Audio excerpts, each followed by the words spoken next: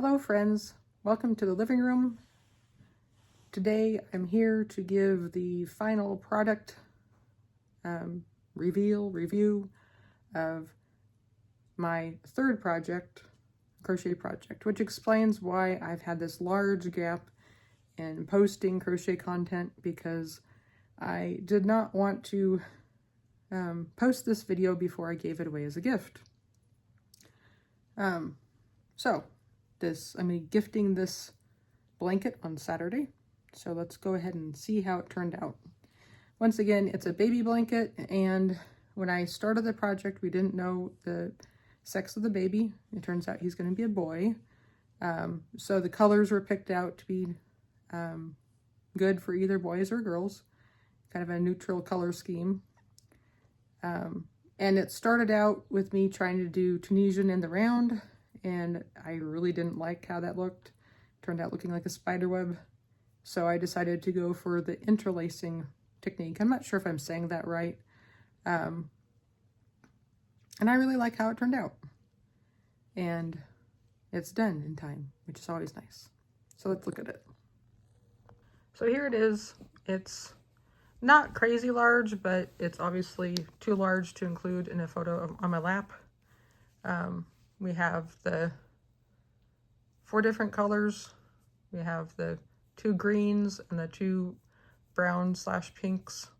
And I decided to edge it in the solid green color. Kind of looks blue in the photograph. It's a bluey green.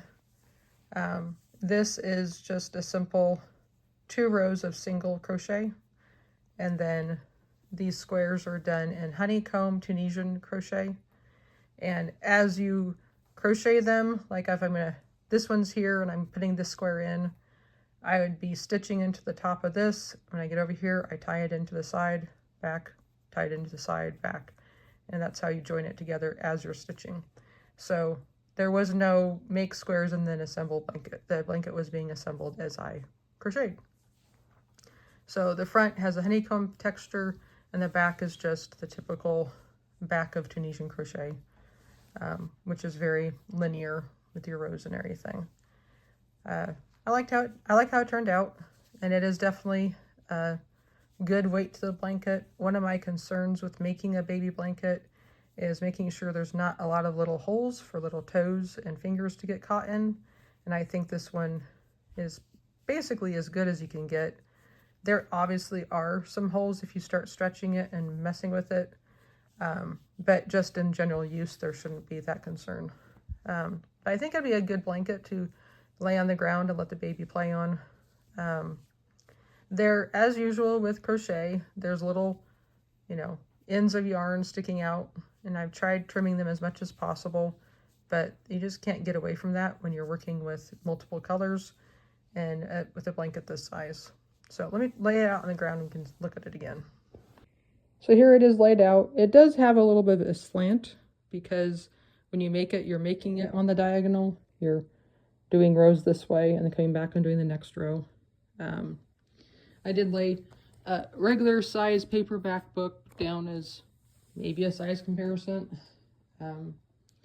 So it's not crib shape, but it's also not tiny. I think it's a decent shape, decent size. And I think it looks very pretty, very intricate. And I pray that the receivers of this gift will enjoy it. Now that the 2 baby blankets are done, I'm back to my only work in progress being the Tunisian sampler blanket. And I think I'll be going back to that. I'm not sure how fast or how much work I'll be able to be putting into it, considering the other things that are going on in life right now.